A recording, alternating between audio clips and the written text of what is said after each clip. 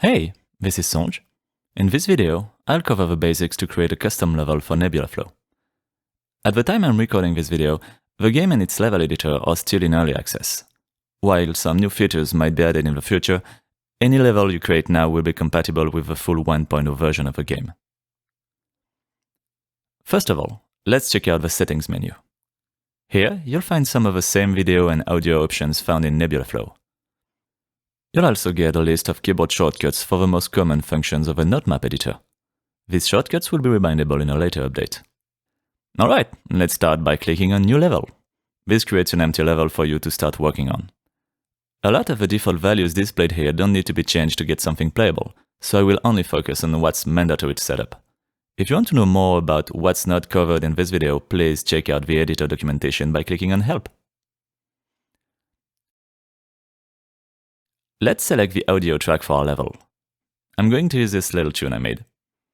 Keep in mind that the audio file you choose has to be encoded in the Vorbis format to properly work. Now let's set the track head duration. This value is in seconds, and it represents the moment in the audio track where you want the note map to start. That is the earliest moment you'll be able to place a note. For easier editing, I recommend that you use a time position that is also the first bit of a bar in the track you choose, but anything works. If you leave it at 0, then the note map will start at the same time as your audio file. Let's also set the note map duration. This is how long your level is going to last before the level and animation is played. Setting this as the length of your audio track is a good starting point. Later on, you'll probably want to shave a few seconds off, depending on where your last note is placed. Click now on Edit Note Map. This opens the note map editor, which is where we'll spend most of our time. The top left panel is composed of 3 tabs, which are Grid Settings, Patterns, and Snippets. For now, let's open Grid Settings. These parameters define how you're going to divide the grid into bits and subdivisions of bits in order to navigate the note map more easily. This is just for editing, and it doesn't have any effect on the level itself. The tempo of the track I'm using is 105, and I'm going to divide each bit in 2. The offset value can be used to shift the position of your first bit on the note map. Since I set earlier the track head duration to make the note map start on the first bit of a bar, I leave the offset to 0 seconds. I'm going to toggle display lines during test play. That way, we'll be able to see the grid lines when we test the level. You can press the previous and next grid line buttons to move along the note map 1 bit subdivision at a time. You can also keep them down to move faster. For the sake of clarity, I will be using my mouse cursor to press the buttons on this panel, but keep in mind that they all have a dedicated keyboard shortcut that makes editing much faster. You can test the level from your current position in the note map by pressing Test Level. Right now, it's obviously empty. During the test, you can control the character.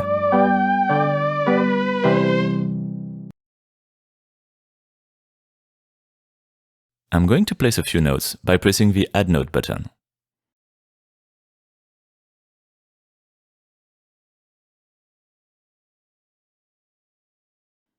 I can now check if the notes line up with the audio track.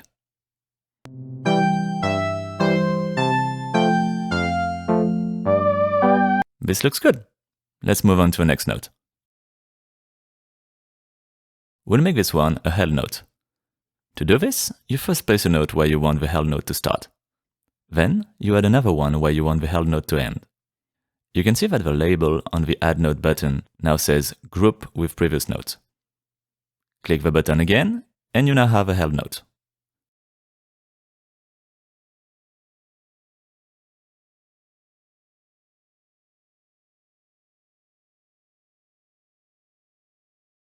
Click the button once again, and you get an additional note called Joined Note at the end of your held note.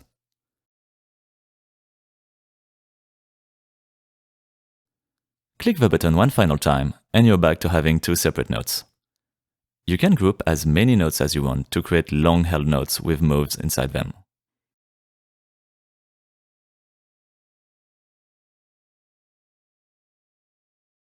Now, you might have noticed that every time I test the level, the notes that are not part of a group randomly change to moves or jumps. This is because we haven't placed any pattern changes yet. Patterns are sets of rules that govern what kind of notes are going to be generated. How patterns actually work is out of the scope of this video, so I'm just going to give you a basic example of how to use them. Let's open the pattern menu and then move to the first note.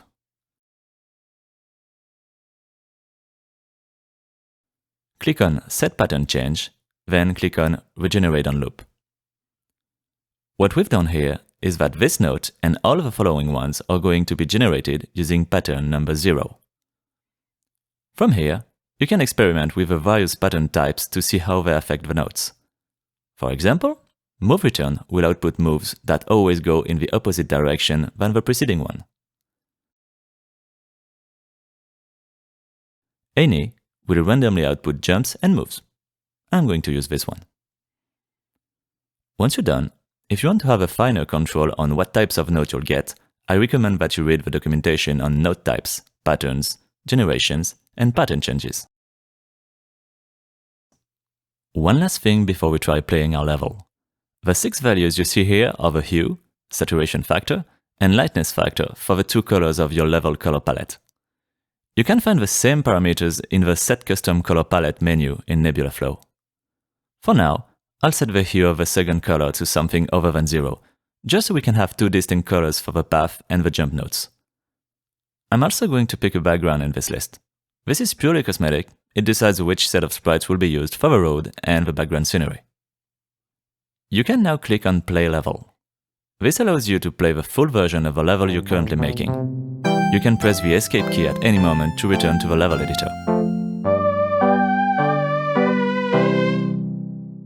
Wow, truly a masterpiece. Let's now save our work by clicking on Save Level. This will create a level data file along with a copy of the audio track if you've selected one. For your level to appear in the game, it needs to be saved in a specific folder, which should be opened by default by the file dialog. The path to this folder is Documents, My Games, Nebula Flow, Custom Levels. And that's it. Your level should now appear in the game's custom level list. Thank you for watching, and feel free to ask any question you might have in the comments. Bye!